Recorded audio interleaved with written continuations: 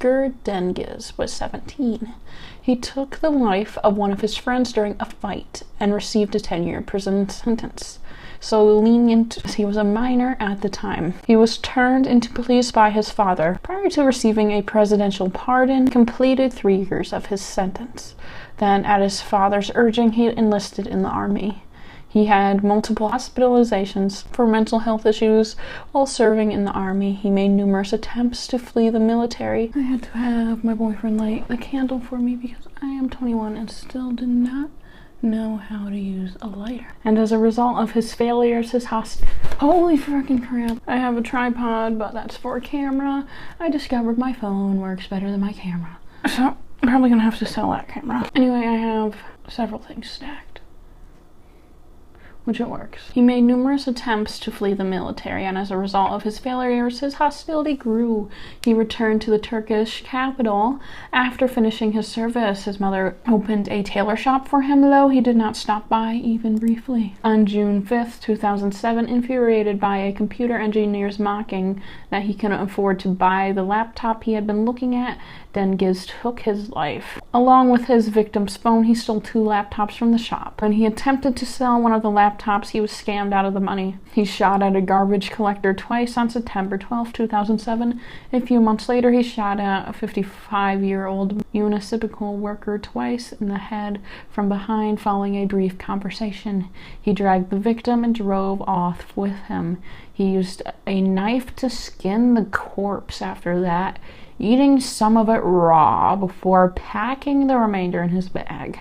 Okay, we're talking about a truly deranged individual here.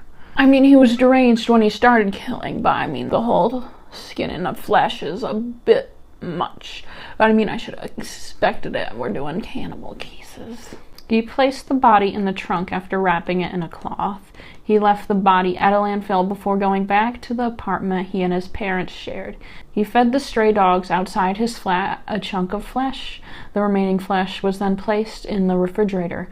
The man, Aree, was found a few days after he went missing. A closer look revealed that someone was responsible for his passing. His body had been dismembered and significant pieces of flesh had been removed from the soft parts of his body. He was last seen fighting with a young man at the park he was in charge of maintaining, according to further investigation, with assistance of recordings of calls he made on the phone he stolen from his second victim, but left at the scene of the final crime. Dengiz was quickly located by police. When they searched his apartment for evidence, they found fresh meat in the refrigerator in a plastic bag. They collected samples for analysis. Samples came from a human arm, buttock, and thigh. He claimed he was drawn to eating human flesh and displayed no remorse for his crimes. He is reported to have shown no other emotion as he described his actions other than bouts of laughter. If he hadn't been caught, he claimed he would have kept committing crimes. He was found guilty for being responsible for the loss of 2 people's lives and sentenced to 2 life sentences. However, he was ruled to be insane and not fit to stand trial. His conviction was overthrown and he was admitted to a mental institution. Zhu Yu is frequently said to be the most divisive and detested artist in China. His contemporary performance art challenges moral prospects and fascinates viewers with its shocking nature. His works frequently feature the human body. The performance of Eating People, Yu's most well-known work of conceptual art, took place at the Arts Festival in Shanghai in 2000. He prepared and consumed what is thought to be a human fetus. The image sparked an FBI inquiry after it was sent about via email on the internet in 2001. Chalk art was the planned purpose. According to Snopes and other urban legend websites, Zhu Yu's fetus was probably made from a duck's body and a doll's head.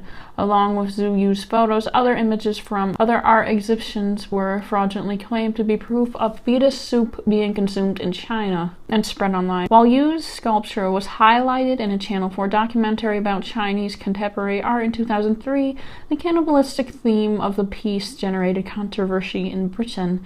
Mr. Yu said in response to the backlash from the people, "No religion forbids cannibalism, nor can I find any law which prevents us from eating people.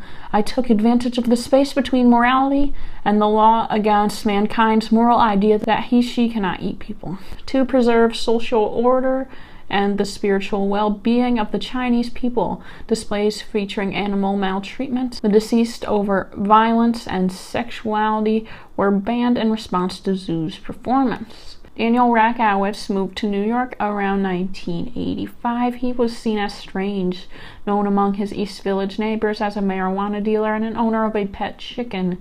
He founded his own faith, the Church of 966. In 1989, he walked through Tompkins Square Park in East Village, boasting to some people he thought were his disciples that he had took the life of a woman he thought was his live-in girlfriend, Monica Briel, actually his roommate. She was a Swiss student at a dance school. Several of his friends denied the idea that Monica was his girlfriend. However, by his own confession, he admitted to burning her body in a bathtub, boiling the parts, and serving some of her remains in the form of soup to the homeless in Tompkins Square Park. He said he boiled her head off and made soup out of her brain. He tasted it, liked it, and after that he called himself a cannibal. At least one of the people he told this story to went to the police. He was soon arrested and led police to a warehouse at the Port Authority bus terminal where he kept her skull and teeth. I have heard that Port Authority is one of the most dangerous places in the world, particularly from my mother when I was going to go there. I was there from 8 p.m. to midnight while waiting for my bus to Canada, and I was completely fine. I was just asked for money for every hour I was there. I don't know why anyone at Port Authority would have enough money to give away.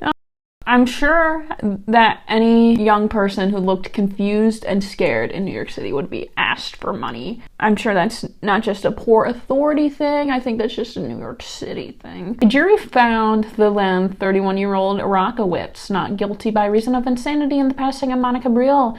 In 2004, a jury found Rakowitz no longer dangerous, but decided that he was still mentally ill and should remain in a psychiatric hospital. Omaima Aree Nelson was born in Egypt and immigrated to the United States in 1986. When she was 18, she met her husband, Bill Nelson, a 56-year-old pilot, 5 years later when she was 23 years old. A few days after meeting, the couple got married. They had an apartment in Costa Mesa, California. Omaima said Bill would force himself onto her. She stabbed Bill with a pair of scissors and then began beating him with an iron. So truly sick individuals that take advantage of others deserve bad things to happen to them. Perhaps in a sense of karma, if you believe in that, which I personally do. After she had taken his life, she dismembered his body, boiled his head along with boiling her own hands to remove fingerprints. She then mixed his body parts with leftover turkey and ground it through the garbage disposal. Neighbors claim to have heard the garbage disposal running for hours after Bill's passing. She allegedly castrated him in revenge for him allegedly forcing himself on her. She told her psychiatric doctor that she cooked her husband's ribs in barbecue sauce and ate them, but she later denied it. Omaima was arrested on suspicion of taking someone's life. The trial revealed that she had suffered female genital mutilation as a child while living in Cairo, and that sex was traumatic and painful for her. This was made worse by what she claimed she suffered during marriage. She was convicted of taking someone's life to the second degree and was sentenced to 27 years to life in prison. What she did does sound pretty deranged, but what was done to her was also pretty deranged. Everyone in this situation seems deranged. Omaima was eligible for parole in 2006, but was denied after commissioners deemed her unpredictable and a serious threat to public safety.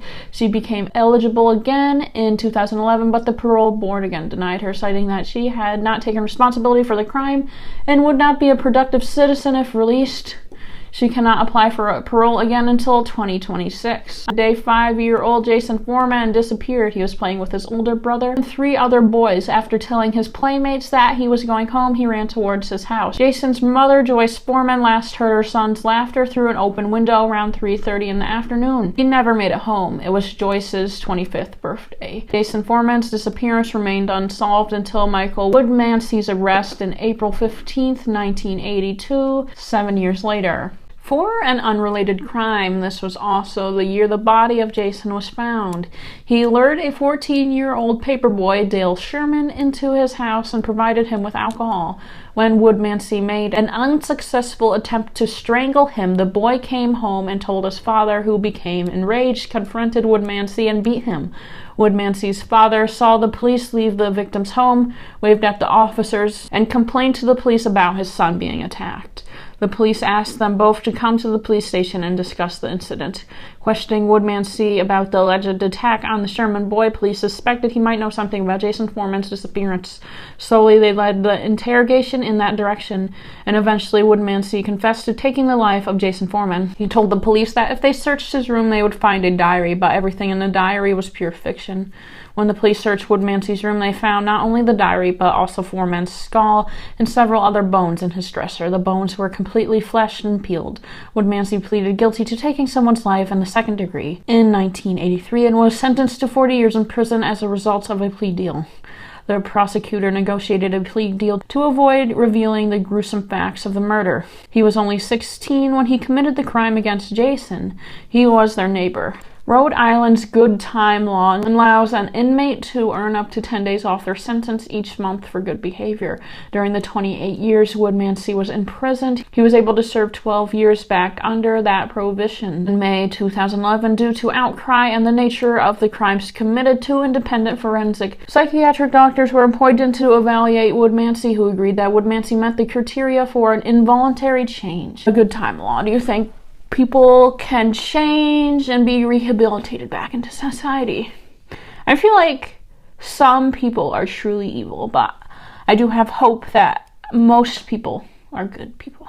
Woodmansee and his attorney agreed that he would be voluntarily hospitalized at a psychiatric center after his release from prison. Woodmansee was released from prison on September 11, 2011, having served 28 years of a 40-year sentence. Dale Sherman's father vowed to take Michael's life after he was released from prison, telling a Rhode Island radio host, "I do intend, if this man is released anywhere in my vicinity or if I can find him, I do intend to kill this man." I have no problems with that. I feel like if you take the life of someone because they did something terrible, then you are not a truly evil person. I feel like that is rectified. I don't think that should be punished. I feel like we're sending people to jail who shouldn't be in jail. That's doing nothing but taking taxpayer money. I'm personally glad the details of the crime aren't public. Let the boy and his family rest in peace after his arrest, as the contents in it would be too upsetting for Jason's family. Gary Heidnik was born on November 22nd, 1943 in Eastlake, Ohio, a suburb of Cleveland. He claimed that his father emotionally mistreated him. He suffered from a lifelong bedwetting problem and said his father would humiliate him by forcing him to hang his dirty sheets on his bedroom window for the neighbors to see. After his son's arrest, Heidnik's father denied the allegations of mistreatment. At school, Heidnik did not communicate with fellow students and refused to make eye contact. When a well-meaning new student asked, "Did you do your homework, Gary?" he yelled at her, telling her she wasn't worthy enough to talk to him. Heidnik was also teased about his oddly shaped head, which he and his brother claimed was caused by him falling from a tree as a child.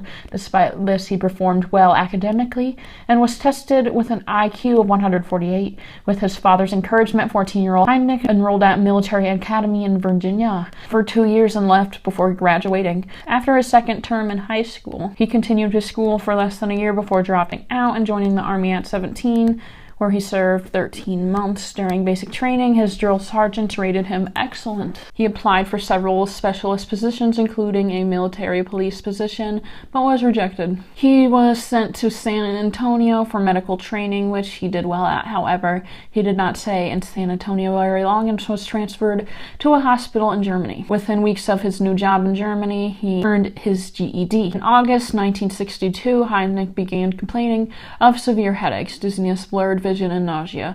The neurologist at the hospital diagnosed him with gastroenteritis and noted that he also had mental illnesses, for which he was prescribed an antipsychotic.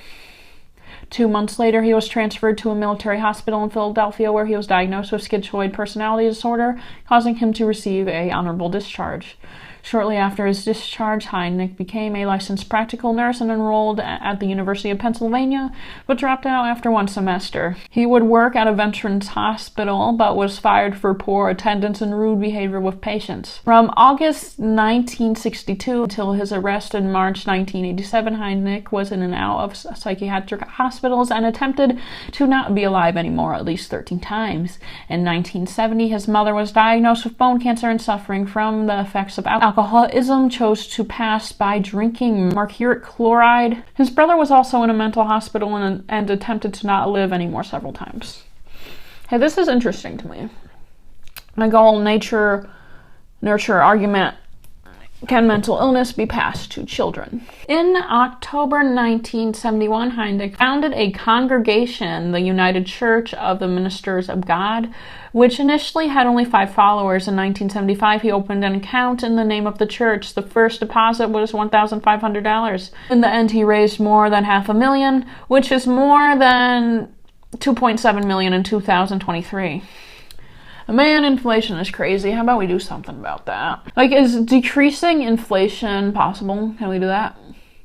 Like, I feel like it would make more sense to decrease inflation rather to increase wages.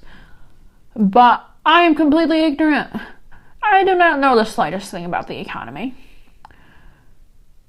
I just know something needs to be done about it. And I am willing to join a group of people who want to do something about it. Are we gonna riot or something? What are we doing, guys? Someone else decide. By 1986, the servants of the United Church of God were prosperous and... I wrote prosperous and prosperous. What the hell? He married a Filipina, Betty DeStowe. They sent letters to each other for 2 years before they married. The marriage quickly became unhappy when she caught him in bed with 3 other women. Damn, Heidnik. How do you get 3 women in one bed with you? If he had $500,000, I mean, I would undress for cookies. I take care of developmentally disabled adults as my job. There's one resident I take care of. Sometimes he's just difficult to get in the shower. And you have to offer him like a piece of chocolate to shower. And I'm like, hey, I would undress for a piece of chocolate too. During their brief marriage, Heidnik forced his wife to watch as he had intercourse with other women. Now, this dude is definitely a weirdo. Didn't even let his classmates have eye contact with him. What a weirdo. I mean, I was a weirdo in school, but that was because I was fat and no one wanted to talk to me. Who wants to talk to the fat girl with green hair? Then you graduate in high school and realize nothing matters. Men don't care. Men just want to get laid. They don't care if you shave or what the hell you look like. If you're still in school, realize how drastically different it is being in high school and being in the workforce and how people will treat you. I don't want to work there anymore. I'm just planning on being there for another 6 months at the time of filming, not at the time of uploading. And hopefully by the time I upload, I'm the hell out of there already. I want to quit and move out, be full-time YouTube. Let's see how that works out. Are there enough people who want to listen to me ramble about bullshit? Probably. I'm interesting. I mean, I do like the job because I get free food. During their brief marriage, Heidnik forced his wife to watch as he had intercourse with other women. She also accused him of repeatedly forcing himself on her. With the help of the Filipino community in Philadelphia, he was able to leave Heidnik less than a year after moving countries to be with him. During their brief marriage, Betty had gotten pregnant. This was unknown to him until his ex-wife requested child support the next year. He had a second child with another woman, who he named Gary Jr. The child was placed in foster care shortly after birth. Heidnik had a third child with a third woman who was illiterate and mentally disabled. If an extremely smart man is marrying a mentally disabled woman, surely there would be suspicion of there being some other reason for it other than him being in love with her, right? The third child was also immediately placed in foster care. Shortly after her birth, Heidnik was arrested for kidnapping and forcing himself onto his second wife's sister.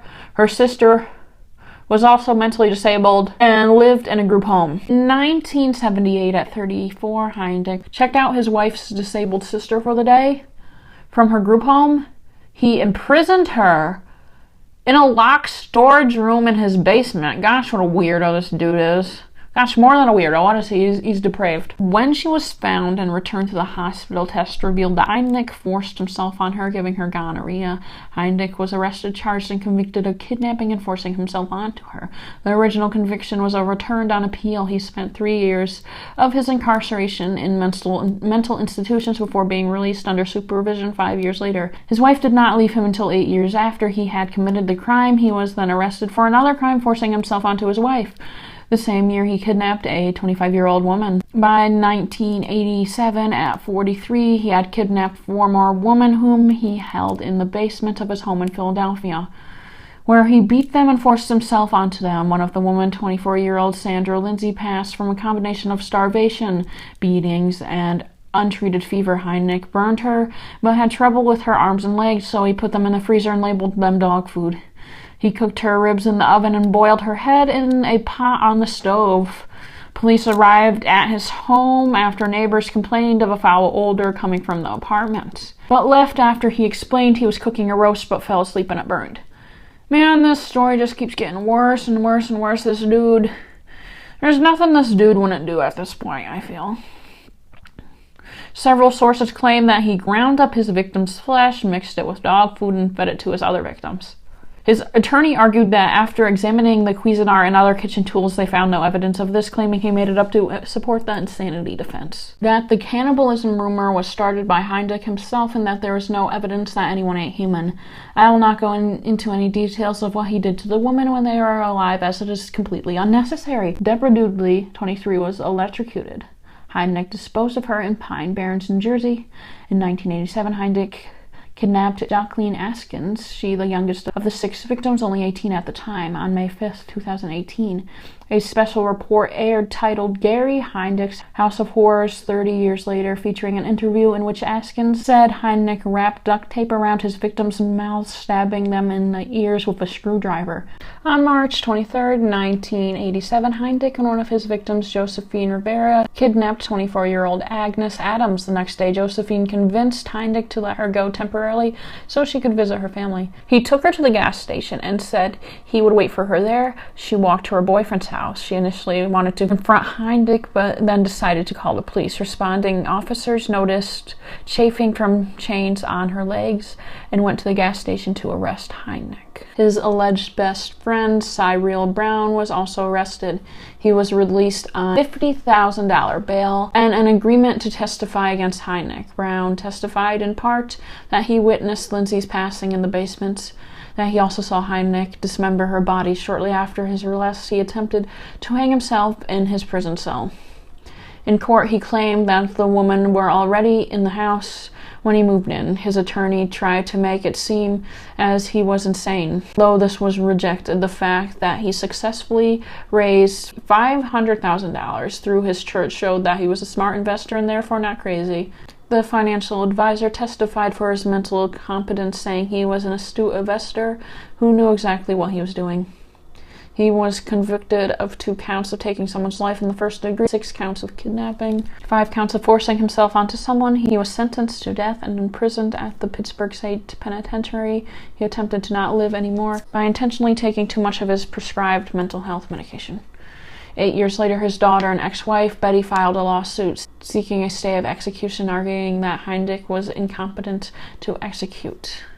After 2 years of proceedings in various courts, a final decision was issued that he would be executed. His last meal was 2 slices of cheese pizza and black coffee. He was executed by lethal injection and cremated 12 years after he was arrested. Okay, what a waste of taxpayer money to keep him alive for 12 years. But I mean, if someone's on death row and is innocent, you're going to want the process to last a long time so they get free. But I mean, it is a failure of the system if that happens in the first place, you know? This is why I'm not in law. This is why I'm just a storyteller, you know? Too small brain to handle big brain cases like this. He was the last person executed in Pennsylvania. He is the 3rd of only 3 people executed in the state.